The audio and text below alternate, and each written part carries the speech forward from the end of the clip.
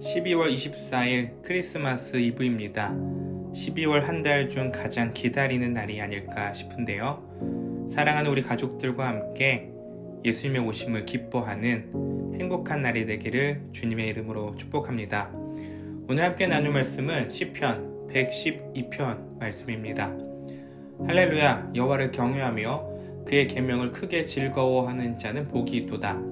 그의 후손이 땅에서 강성하며 정직한 자들의 후손에게 복이 있으리로다. 부와 재물이 그의 집에 있으며 그의 공의가 영구히 서 있으리로다. 정직한 자들에게는 흑암 중에 빛이 일어나느니 그는 자비롭고 긍휼이 많으며 의로운 이로다. 은혜를 베풀며 꾸어주는 자는 잘 되나니 그 일을 정의로 행하리로다.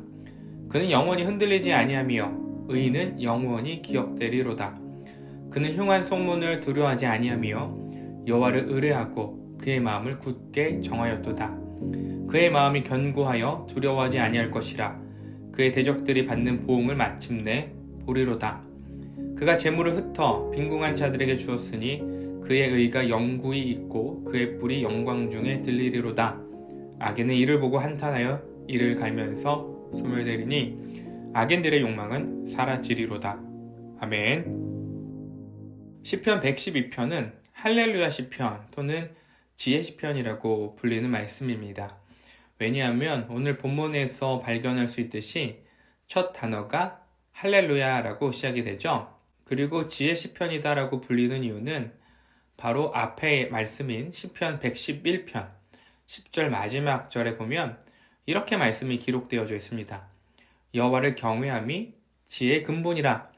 그의 계명을 지키는 자는 다 훌륭한 지각을 가진 자이니 여호와를 찬양함이 영원히 계속되리로다. 시편 111편은 지혜가 무엇인지, 어떤 자가 지혜로운 자인지를 설명하면서 마무리가 됩니다. 그리고 112편이 시작이 되면서 지혜의 근본 대신 여호와를 경외하는 자들에게 무엇이 임하는지를 써내려가죠.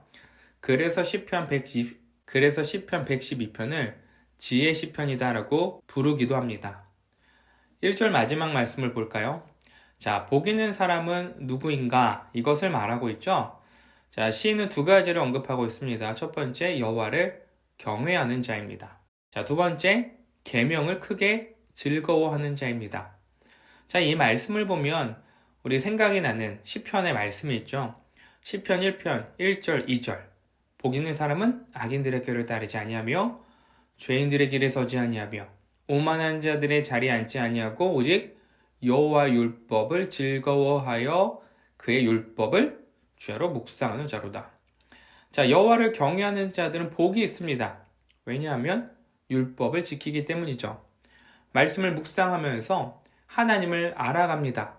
하나님과 깊은 교제 안에서 평안을 누리며 살아가죠. 이 안에 무엇이 있을까요? 샬롬이 있고요. 행복이 있습니다. 그래서 1절 마지막 단어 복은요, 하나님의 은혜 안에 누리는 행복을 의미합니다. 우리는 행복을 원하죠. 매일 행복하고 싶습니다. 행복한 삶을 위해서 무엇을 해야 하고 선택해야 될지 늘 고민합니다. 행복하고 싶어서 여행을 가기도 하고요. 때로는 운동을 하기도 합니다. 쇼핑을 하고 맛있는 것을 먹어요. 자, 우리는 이런 시간을 통해서 야, 우리 행복했어. 어제 여행 참 행복했어. 즐거웠어. 이렇게 고백하죠. 자, 그런데 이것이 행복의 근원이 될까요? 그렇지 않습니다. 이런 행복은 단편적이에요. 오늘 말씀은 행복의 근원이 누구에게 있다라고 말하고 있냐면 하나님께 있다라고 말하고 있습니다. 그 이유는 2절, 3절이죠. 그의 후손이 땅에서 강성하며 정직한 자들의 후손에게 복이 있으리로다. 부와 재물이 그의 집에 있으며 그의 공의가 영구히 서 있으리로다. 하나님의 행복의 근원이 되시는 이유가 무엇일까요? 우리가 복이라 말하는 모든 것들은 하나님께서 주시기 때문이죠. 자녀의 복, 하나님이 주십니다. 물질의 복, 하나님이 주세요. 우리가 행복의 기준이라고 말하는 모든 것들이 하나님으로부터 나오는 것이죠. 주시는 자도 하나님이시고 취하는 자도 하나님이십니다. 그래서 우리가 가지고 있는 것과 가지지 못한 것에 대해서 아쉬워하거나 부족하게 느낄 이유가 없습니다. 내가 지금 가지고 있는 것, 자녀, 집, 직장, 건강, 그 모든 것들은 하나님이 주신 것이기 때문입니다. 그래서 현재 내가 가지고 있는 나의 소유물들, 내 자리, 이것에 만족해하는 것이 행복의 시작입니다. 4절 말씀 볼까요? 정직한 자들에게는 흑암 중에 빛이 일어나나니 그는 자비롭고 긍휼이 많으며 의로운 이로다. 자, 정직한 자는 의로운 사람이고요. 의로운 자들은 어둠에서 빛을 내는 자들입니다. 세상은 어둠이죠. 왜냐하면 하나님이 없기 때문입니다. 하나님의 사랑과 정의, 공의, 자비가 없습니다. 그러나 세상이 빛을 보는 순간은 언제일까요? 정직한 자들, 의로운 자들이 하나님의 의를 행할 때입니다. 세상은 그리스도인, 바로 우리를 통해서 하나님의 빛을 봅니다. 하나님의 사랑이 누구를 통해서 흘러갈까요?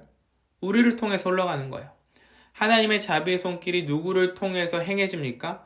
그리스도인인 바로 우리를 통해서 행해지는 것이죠. 하나님은 우리를 세상의 빛으로 부르셨어요.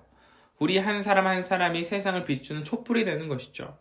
절망과 고통 가운데 있는 자들이 기댈 수 있는 촛불, 지치고 힘든 자들이 쉴 수 있는 촛불, 우리가 빛내는 모든 작은 촛불들이 모여서 하나님의 빛이 되고 어두운 세상은 빛으로 채워져 갑니다. 그래서 우리가 소망하는 것은 우리의 삶과 일상이 빛이 되는 것입니다. 이를 위해 우리는 늘 어두운 곳으로 가야 돼요. 빛이 있는 곳에서는 빛이 그 역할을 할 수 없습니다. 어두운 곳으로 가야 빛나는 것이죠. 그래서 빛소금이 앞으로 나아가야 할 방향이 있다면 세상으로 나아가는 것이죠. 우리만에 모이는 장소가 아니라 세상이 우리가 모이는 곳이 되어야 합니다. 예수께서 가장 먼저 본을 보이셨죠.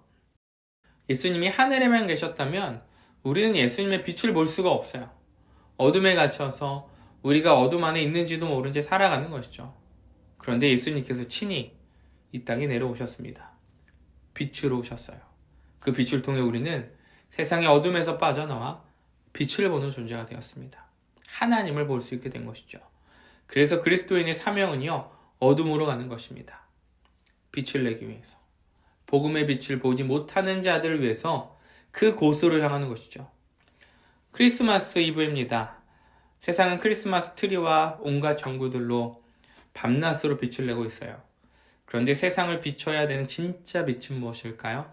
복음의 빛을 들고 있는 그리스도인이 되어야 할 줄 믿습니다. 여호와를 경외하는 자들에게 임하는 참된 행복, 말씀을 즐거워하는 자들에게 주시는 평안과 복이 우리를 통해서 빛나야 됩니다. 예수님이 오심을 감사하면서 오늘 하루 어둠 가운데 있는 주변의 이웃들에게 우리가 빛이 되는 귀한 날이 되기를 소망합니다. 이를 위해서 작은 선물이어도 좋고요. 마음을 담은 문자라도 좋습니다. 어떤 모습이든 하나님의 사랑과 빛 대신 예수 그리스도를 전할 수 있는 복된 크리스마스 이브가 되기를 주님의 이름으로 축복합니다. 기도하겠습니다. 하나님 감사합니다. 예수 그리스도의 오심을 기뻐하며 오늘 말씀을 통하여서 우리가 세상에 어떻게 나아가야 되는지, 어디로 가야 되는지 살펴보았습니다. 하나님, 우리가 어두운 곳에 빛을 내기 위해서 복음이 없는 곳, 하나님의 말씀이 없는 곳, 예수 그리스도가 없는 곳으로 우리가 향하기를 소망합니다. 우리만 뭉치고 우리 안에서만 빛나는 것이 아니라 하나님의 빛이 예수 그리스도를 알지 못하는 자들에게 임할 수 있도록 우리의 모든 삶의 발걸음들과 모습들이 세상으로 향하게 하여 주시옵소서. 크리스마스 이브입니다. 세상은 휘황찬란한 전구와 불빛들, 크리스마스 트리로 반짝이고 있습니다. 그런데 그 안에 예수 그리스도가 없다면 우리를 통하여서 예수 그리스도가 전해질 수 있는 귀한 크리스마스 이브가 되게 해주시고 빛소금이 보내는 크리스마스를 통하여서 하나님과 예수 그리스도의 모습이 드러나고 비춰질 수 있는 귀한 날 되게 하여 주시옵소서. 오늘도 우리에게 기쁨과 행복을 주신 우리 구주 예수 그리스도의 이름으로 기도드렸습니다. 아멘.